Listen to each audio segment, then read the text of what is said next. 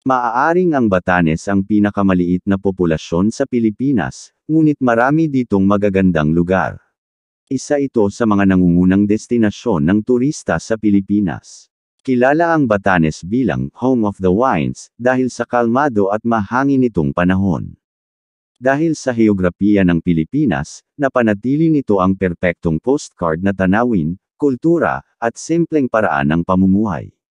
Kahit na ito ay hindi kasing akses ng iba pang mga destinasyon, isa pa rin ito sa mga nangungunang lugar ng turista sa Luzon. Pinakamagandang mga lugar sa Batanes. Chamantad-Tinian Viewpoint. Ito ay kabilang sa pinakamataas na viewing site sa Sabtang Island, Batanes. Ang malawak na tanawin ay nakaupo malapit sa cove kung saan tatangkilikin ng mga turista ang tanawin ng karagatan. Kilala ito sa curvy grass-carpeted na tanawin. Ang mga gumugulong na burol na sumasakop sa lugar ay may iba't ibang mababa at matataas na dalasdis na nagbibigay sa mga bisita ng iba't ibang pananaw. Ang pinakamataas na slope hilltop ay nagbibigay ng pinakamagandang tanawin ng Chamantad Cove. Ang isang maikling paglalakad dito ay magdadala sa iyo sa seascape na may linya na may pulbos na buhangin at maliliit hanggang katamtamang laki ng mga bato.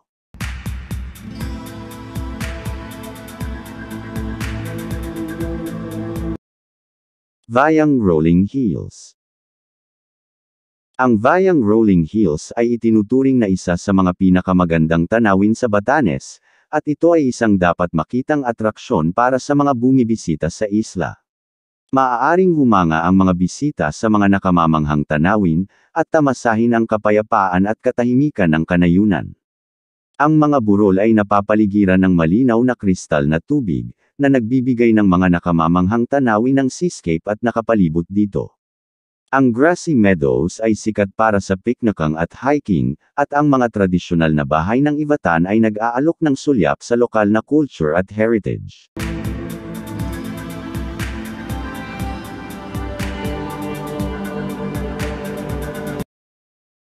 Mount Carmel Chapel or Tukon Church. Itinayo ng mga lokal na artisan ang maliit na kapilya na ito sa tuktok ng isang burol, at ang mga tradisyonal na bahay na bato ng lalawigan ay nagbigay inspirasyon sa disenyo nito. Tamang-tama ang chapel para sa mga mag-asawang gustong magkaroon ng romantiko at maliit na seremonya ng kasal. Sa loob ng kapilya ay may mga painting ng mga santo na gawa ng mga lokal na artists. Sa labas ng chapel, makikita mo ang paghampas ng mga alon kung saan nagtatagpo ang Pacific Ocean at South China Sea.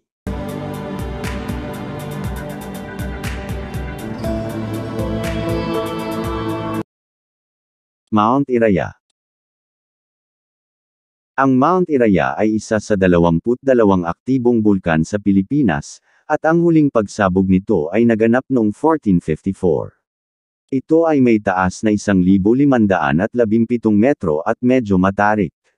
Ang daanan ay makitid at natatakpan ng mga puno at baging. Ito rin ay nagiging maputik at madulas, na maaaring maging hamon sa mga bagitong hiker. Ngunit kapag narating mo na ang summit, gagantimpalaan ka ng magagandang tanawin ng isla.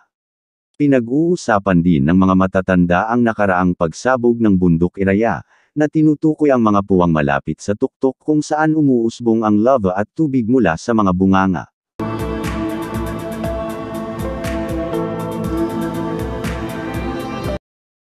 Sabtang Lighthouse.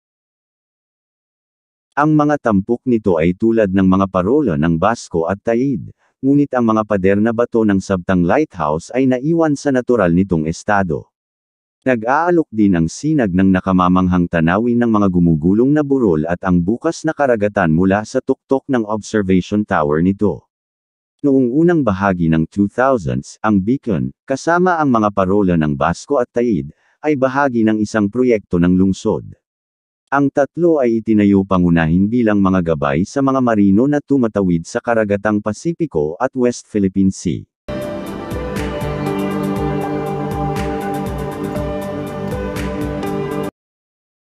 Taid Lighthouse. Ang Taid Lighthouse ay matatagpuan sa Mahatao, sa kabilang panig ng Batan Island. Itinayo sa halos parehong oras ng Basco Lighthouse, ang istrukturang ito ay nakaharap sa karagatang Pasipiko at pinakamahusay na nakikita mula sa Roca A Payaman. Hindi tulad ng kasama nitong parola sa Basco, na may bilog na tower deck, ang Taid Lighthouse ay may hexagonal na tower deck. Itinuturing ng maraming turista na ito ay isang 18th century old na edipisyo, ngunit sa totoo lang, ito ay itinayo noong unang bahagi ng 2000s.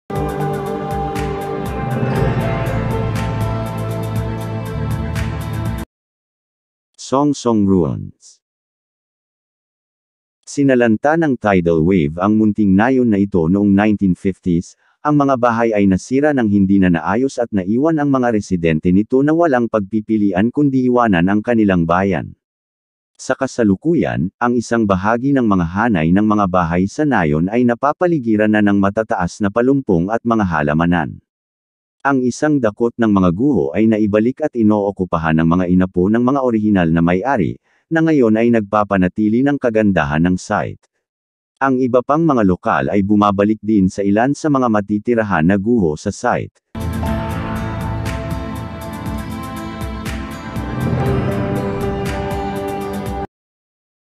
Savvy Dog Stone Houses. Ang Savvy Dog Stone Houses ang pangunahing uri ng tirahan sa Batanes, partikular sa isang maliit na barangay sa Sabtang Island.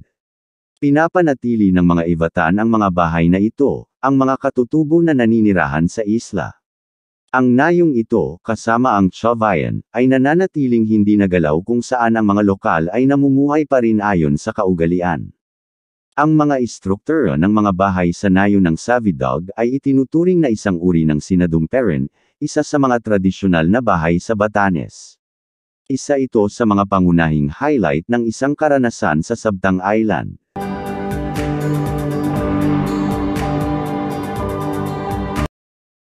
Morong Beach.